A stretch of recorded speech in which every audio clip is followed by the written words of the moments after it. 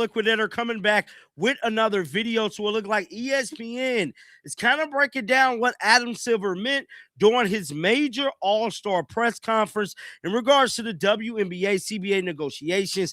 Guys, for this one here, we got to go all the way up to New York.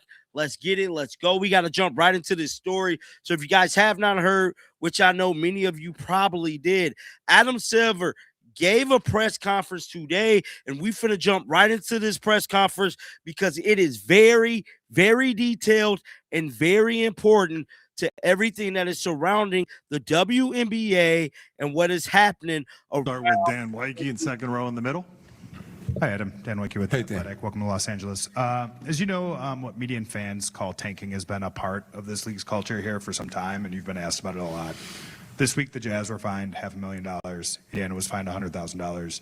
Kind of a few related questions to that. Why now the fines for those teams specifically? And do you feel like tanking is worse this season than it has been in the past? And what are some of the solutions the league is discussing to ensure that when fans go to a game or they watch a game on TV that both teams are competing to win that night? So, Dan, I'll maybe answer it out of order a bit. There's several questions. You're right. I'll just use the colloquial tanking term. You know, yes, it's been part of this league for a long time. I mean, back in the 1960s, there was a coin flip.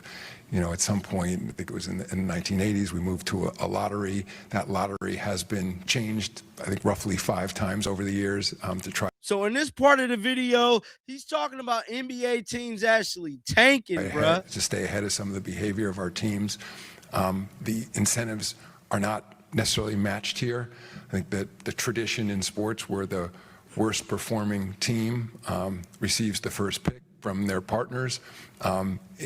When any economist comes and looks at our system, they always point out you have the incentives backwards there. That doesn't necessarily make sense. I think there was a more classical view of that in the old days where it was just sort of an understanding among partners about in terms of behavior. I think what we're seeing is modern analytics where it's so clear that the incentives are misaligned.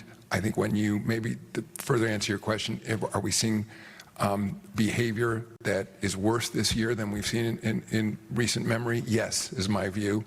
And wow. Which is what led to those. So that is just the NBA part, bruh. Teams tanking. This is where it gets real serious, bro. This is about the W. Listen. So let me begin by saying I think it's unfortunate where we find ourselves right now, both from the team standpoint and the players. I mean, we're coming off tremendous momentum in the WNBA. It's not lost Facts. to anyone. You know, I feel like in the last few years in particular, the league has turned a corner in terms of fan interest, commercial success, popularity of players. I mean, you know, all arrows are pointing up in terms of the WNBA, and as someone, you know, who was involved from the earliest days, now going into our 30th season, I couldn't be prouder. I couldn't be prouder to be a part of that movement. I'm not ready to set a drop dead date, but I will say, you know, as I look at the calendar and the amount that we need to get done, really over the next 2 months, because training camps are scheduled open roughly 2 months from now. To your point, we have to get not 1 but 2 drafts done. We have an expansion draft and a collegiate draft, and then we need to fit in free agency. Plus, whenever we shake hands on a collective bargaining agreement, then the lawyers have to go to work and memorialize it. So if what I'd love to accomplish is sort of putting pressure on everybody and say, okay, you know, I've been through so many cycles of collective bargaining, and often things tend to get done at the 11th hour. We're getting awfully close to the 11th hour now when it comes to bargaining. I'm encouraged there has been more back and forth over the past few weeks. I think there's been, you know, more direct engagement from players and team owners.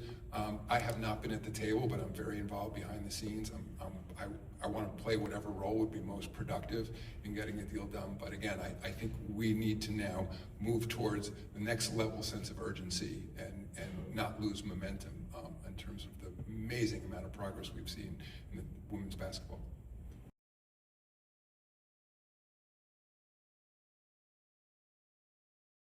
So that was Adam Silver speaking in regards to the CBA current negotiations. So just like I stated, ESPN put out an article about 30 minutes ago, kind of detailing to us everything that was pretty much said in that set video you guys just seen.